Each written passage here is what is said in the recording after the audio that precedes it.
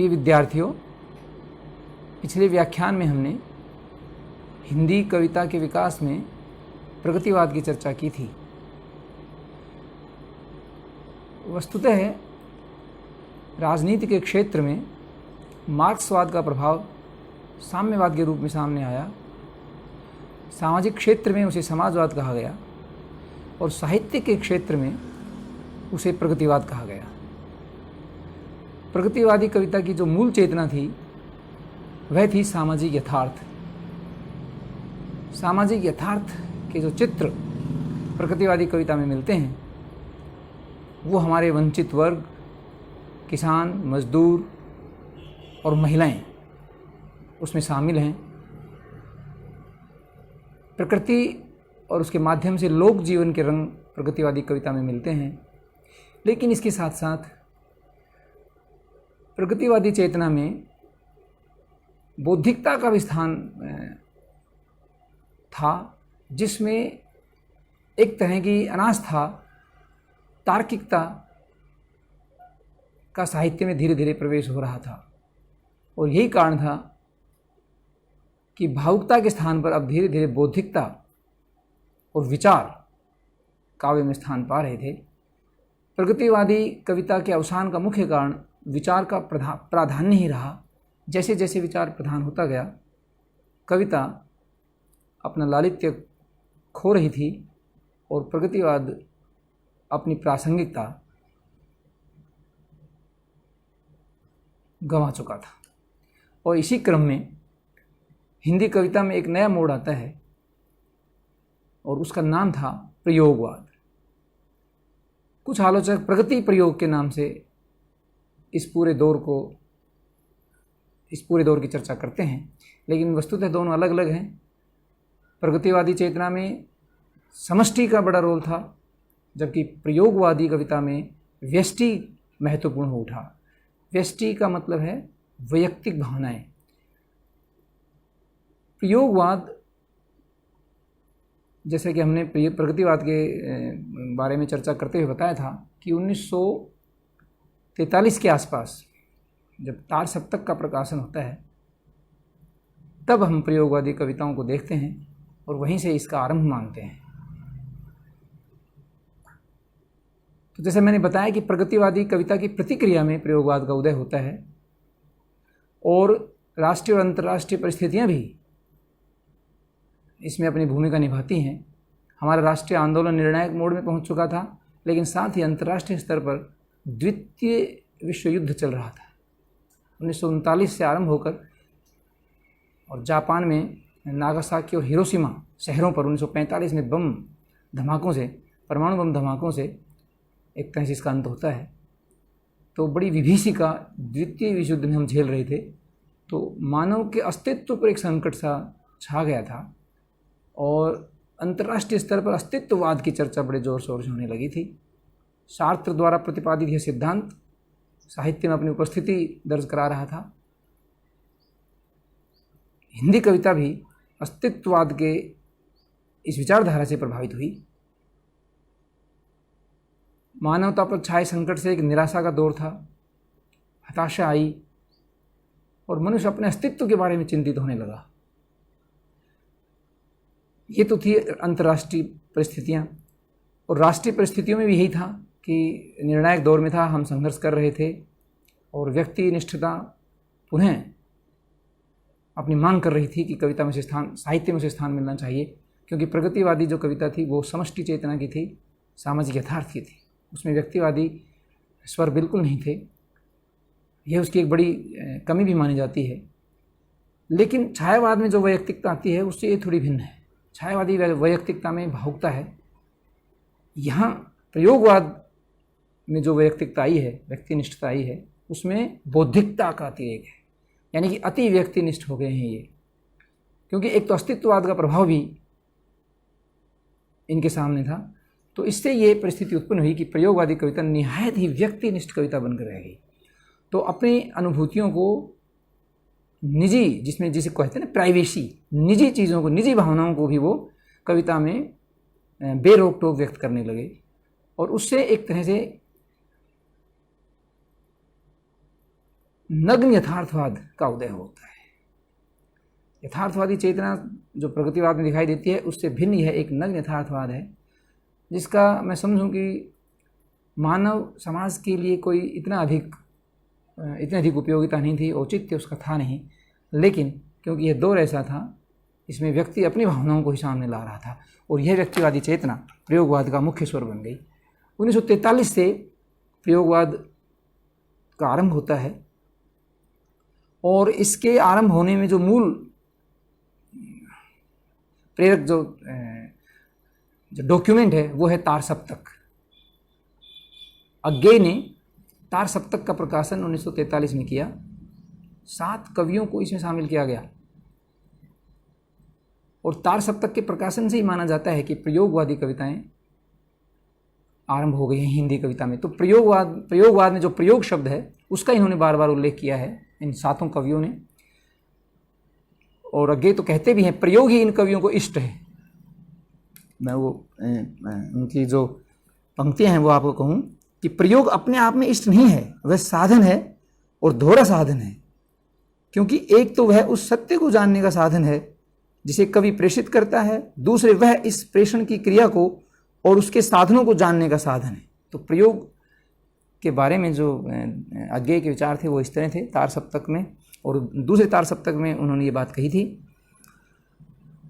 और ये भी कहते हैं कि 7 कवि जो तार सप्तक में जो 7 कवि हैं, ये 7 कवि एक स्कूल के नहीं, वे राही नहीं राहों के अन्वेषी हैं। और प्रयोग और प्रयोगशील जो शब्द ये चलाते रहे। और जहाँ तक मुझे स्मरण है आनंद दुलारी वाजपेयी ने अपने लेख में प्रयोगवाद शब्द का प्रयोग किया है। ये तार सप्तक के कवि कौन कौन थे, इनका नाम जानना उचित रहेगा। 1943 में तार सप्तक का प्रकाशन होता है और इसके संपादक थे अज्ञेय। 7 कवियों में अज्ञेय स्वयं शामिल हैं और दूसरे जो कवि हैं उनमें मुक्तिबोध, नेमीचंद्र जैन, भारत भूषण अग्रवाल, प्रभाकर माचवे, गिरिराज माथुर और रामविलास शर्मा। अज्ञेय सहित ये 7 कवि तार सप्तक के कवि थे और इनकी कविताओं में ही प्रयोग धर्मिता दिखती है। और ये प्रयोग किस तरह से भाव, भाषा और शिल्प के स्तर पर ये प्रयोग करते रहे। नए उपमान, नए प्रतीक विधान, नई भावभूमि, आधुनिक जैसे कहते हैं आधुनिक दृष्टिकोण उस समय का। और उस आधुनिक दृष्टिकोण में क्या है, बौद्धिकता का प्रभाव है और खासकर शहरी जीवन की जो विडंबनाएं हैं, अंतर विरोध हैं, वो इस वैयक्तिकता में मिलता है। ये प्रयोग इनके इसमें मिलते हैं। तो भाव, भाषा और शिल्प की दृष्टि से इनमें इन कविताओं में जो प्रयोग मिलते हैं, उसी के कारण शायद इन कविता को प्रयोगवादी कविता कहा गया है।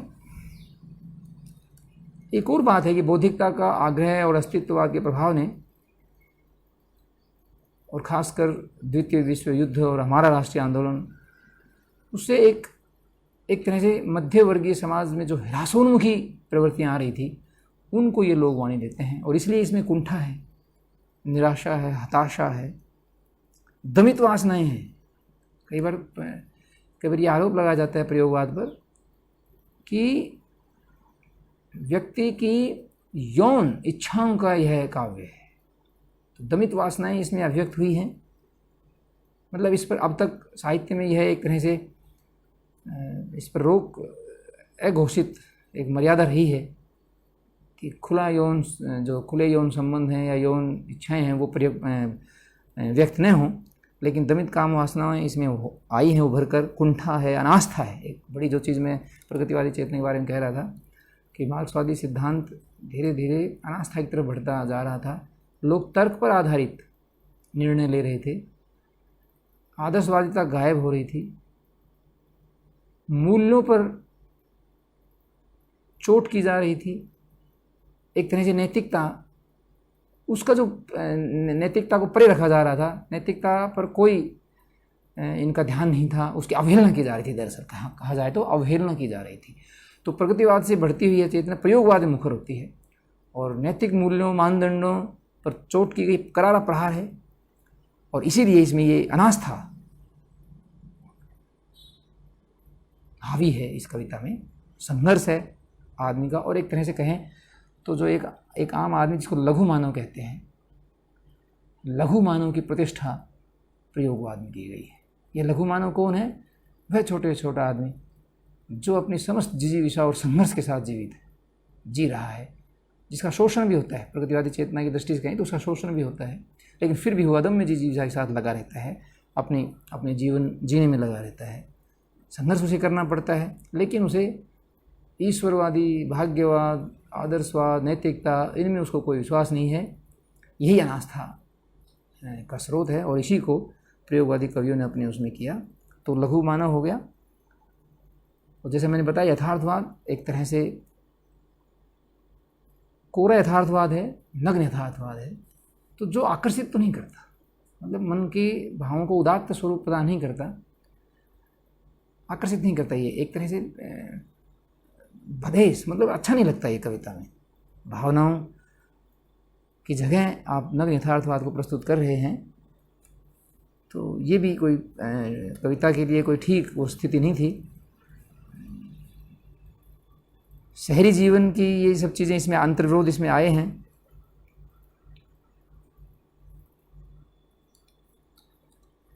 अज्ञेय ने फिर दूसरा सप्तक भी नहीं प्रकाशित किया।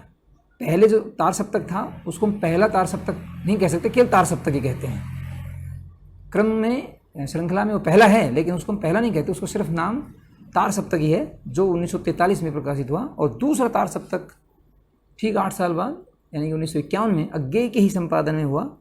और उसमें जो कवि लिए गए वो थे भवानी प्रसाद मिश्र, शकुंतला माथुर, हरिनारायण व्यास, शमशेर बहादुर सिंह, नरेश मेहता, रघुवीर सहाय और धर्मवीर भारती। ये सारे के सारे कवि जो तार सप्तक में थे और दूसरे तार सप्तक में थे, और तीसरा तार सप्तक भी आता है 1959 में, 8 साल बाद, वो भी अज्ञेय के संपादन में ही है। ये सारे कवि, इन सप्तकों में शामिल कवि धीरे धीरे प्रयोगवाद से हटकर नई कविता से जुड़ गए। हम पिछले व्याख्यान में चर्चा कर रहे थे कि प्रयोगवाद ही रूपांतरित होता है नई कविता में, क्योंकि कुछ ऐसी चीज़ें थी जो कविता में काम में नहीं थी, जैसे कुंठा, निराशा और दमित वासनाएँ और अतिशय वैयक्तिकता। ये अतिशय वैयक्तिकता ये ठीक नहीं थी। तो इस तरह से इनसे विमुख होकर, प्रयोगवाद की राह छोड़कर ये लोग नई कविता में रचना करने लगे, तो नई कविता के कवि कहलाए जाने लगे।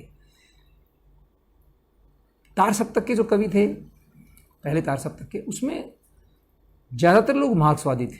बाद में रामविलास शर्मा और मुक्तिबोध को छोड़कर सभी मार्क्सवाद का साथ छोड़ गए थे, क्योंकि विचार प्रधान कविता इनको काम में नहीं थी। तो इस तरह से हमारी हिंदी कविता में ये क्रिया और प्रतिक्रिया चलती रही। द्वितीय युग की प्रतिक्रिया स्वरूप छायावाद आया, छायावाद की प्रतिक्रिया स्वरूप छायावाद में जो कल्पनाशीलता थी, रोमानी भावुकता थी, जनजीवन से दूर होने की जो उसमें चीज़ें थी, उसकी छटपटाहट में प्रगतिवाद ने कहा कि नहीं, यथार्थ का चित्रण होना चाहिए। तो वो सामाजिक यथार्थ की चेतना को लेकर आए और उसके साथ वो जनभाषा लेकर आए, उसी तरह की भाषा जो आम। और उसमें एक सबसे बड़ी बात ये हुई कि हमारे आम आदमी, जो वंचित वर्ग था, किसान थे, श्रमिक थे, महिलाएं थी, उनको वाणी मिली। कई कवि उसमें सामने आए, लेकिन धीरे धीरे उस पर विचार प्रधान हो गया, विचार हावी हो गया, और फिर वैयक्तिकता का आग्रह फिर बढ़ने लगा। लेकिन इस बार जो वैयक्तिकता आई वो बौद्धिकता के साथ आई। अत्यधिक एक तरह से व्यक्तिनिष्ठ हो गए ये लोग, और उसमें ऐसी भावनाएं और ऐसी निजी चीज़ें सामने आई जिनका कविता में शायद स्थान नहीं होना चाहिए था। और इसीलिए प्रयोगवाद धीरे धीरे नई कविता में बदल गया। प्रयोगवाद के कब अवसान हुआ हम कह नहीं सकते, लेकिन ये कह सकते हैं कि दूसरा जो सप्तक था उसके आते आते नई कविता स्थापित हो गई थी। और 1954 में जगदीश गुप्त ने एक अपने जो पत्र निकाला, नई कविता, शायद लेख भी था उनका, उससे ही ये नई कविता प्रतिष्ठित हो जाती है। उससे पहले यज्ञ ने और इन कवियों ने नई कविता की तरफ अपने कदम बढ़ा दिए थे। तो कह सकते हैं कि अंतिम सीमा हम प्रयोगवाद की दूसरा सप्तक मान सकते हैं। फिर भी कोई वर्ष का निर्धारण हम नहीं कर सकते। हाँ, इसके आरंभ को हम 1943 से कह सकते हैं। तो प्रयोगवादी कविता एक तरह से हिरासोन्मुखी मध्यम वर्गीय समाज का चित्रण था, वही भावनाएं इसमें आई। और मैंने कहा जैसे कि नए प्रतीक, उपमान आदि सब आए, भाग्यवाद, ईश्वरवाद, नैतिकता, नैतिक मूल्य, मानदंड, इनकी घोर उपेक्षा की गई। एक तरह से व्यंग भी इन पर किए गए। एक और बात में व्यंग के नाम से मुझे स्मरण है कि प्रगतिवादी कविता में एक और चीज़ आई कि जब एक तरफ पूंजीपति और साम्राज्यवादी ताकते हैं और दूसरी तरफ वंचित वर्ग है, शोषित वर्ग है, तो सहानुभूति इनकी शोषित वर्ग के प्रति है, वंचित वर्ग के प्रति है। इस सहानुभूति के साथ साथ प्रगतिवाद में एक नया लक्षण उभर कर आता है, वो है व्यंग का। हमने भारतेंदु युग में व्यंग की वो एक रेखा देखी थी कि किस तरह से वो साम्राज्यवादी ताकतें यानी कि अंग्रेज़ों के विरुद्ध व्यंग का सहारा लेते हैं, खासकर हमारे आर्थिक शोषण के बहाने से, और उनकी नीतियों के विरुद्ध वो कुछ बातें लिखते रहे और व्यंग के माध्यम से। क्योंकि कई बार कहते हैं नहीं, व्यंग का जन्म आखिर कब होता है? व्यंग का जन्म होता है जब हम कुछ और चाहते हैं लेकिन उस चाहने में कोई बड़ी ताकत रुकावट बनती है, तो हम उस बड़ी ताकत की कैसे अवहेलना करें। सीधी लड़ाई लड़ी नहीं जा सकती थी, तो वहाँ व्यंग का, साहित्यकार तो सीधी लड़ाई लड़ते भी नहीं हैं, वहाँ व्यंग का उदय होता है। साहित्यकारों के लिए एक बड़ा हथियार साबित हुआ भारतेंदु युग में भी, और वह धारा अब जाके प्रगतिवाद में फिर मुखर होती है। क्योंकि अब हम शोषितों के प्रति सहानुभूति रखते हुए कैसे हम उन पूंजीपतियों और साम्राज्यवादियों की धज्जियाँ उड़ा सकते हैं, और वो व्यंग के माध्यम से हो सकता था। तो व्यंग अब धीरे धीरे हिंदी कविता में प्रवेश कर रहा था। प्रगतिवाद से फिर वो आरंभ होता है, फिर प्रयोगवाद में उसका रूप आता है सामने, और फिर नई कविता का तो यह मुख्य हथियार बन ही गया। खासकर उसके जो एक धारा समकालीन कविता है उसमें तो सबसे प्रमुख विशेषता व्यंग की बनती है, जिसमें क्योंकि आधुनिक भारत आज़ाद हो गया था तो राजनीतिक व्यंग काफ़ी मुखर, लोकतंत्र हमारा था, तो हम अपनी आज़ादी, अभिव्यक्ति की आज़ादी को लेकर चल रहे थे, तो राजनीतिक व्यंग बड़े ज़ोर शोर से आया। इस दौरान जो व्यंग थे वो अलग तरह के थे। जैसे प्रगतिवादी में आप साम्राज्यवादी और जो साम्यवादी जो पूंजीपति थे उनके विरुद्ध था, जो एक तरह से बड़े जमींदार थे, सत्ता वाले लोग थे, उनके विरुद्ध व्यंग्य था। प्रयोगवाद में भी वह व्यंग्य धीरे धीरे बना रहा, लेकिन यहाँ कुछ व्यंग्य अब अनास्था से जुड़ गए थे। अनास्था का मतलब है कि भाई हम ईश्वरवादी नहीं रहे, भाग्यवादी, हमें भाग्य में विश्वास नहीं है, हम ईश्वर को नहीं मानते, क्योंकि अस्तित्ववादी दर्शन केवल मानव का अस्तित्व ही सब कुछ है, और इसीलिए क्षणवादी जो चिंतन है ना वो इसमें आता है। तो क्षण को ये प्रमुख मानते हैं और इसीलिए लघुमानव की प्रतिष्ठा होती है, और इसके बहाने से फिर व्यंग्य आता है, बड़े लोगों पर व्यंग्य किया जाता है, उन सारी व्यवस्थाओं पर व्यंग्य किया जाता है जो शोषण करती हैं। क्योंकि ईश्वर को भी एक तरह से, भाग्यवाद को भी शोषण का हथियार मानते हैं, खासकर मार्क्सवादी लोग। तो मार्क्सवाद का प्रभाव प्रयोगवाद में था, लेकिन धीरे धीरे ये लोग अलग हट गए और एक नई धारा हमारे सामने नई कविता के रूप में आती है। प्रयोगवाद के बारे में बस इतना ही। और विस्तृत जानकारी के लिए आप नोट्स देखते रहिए, जो हम नोट्स साथ साथ डाल रहे हैं। अगले व्याख्यान में हम नई कविता की विशेषताओं के बारे में और प्रमुख कवियों के बारे में चर्चा करेंगे। तब तक के लिए धन्यवाद।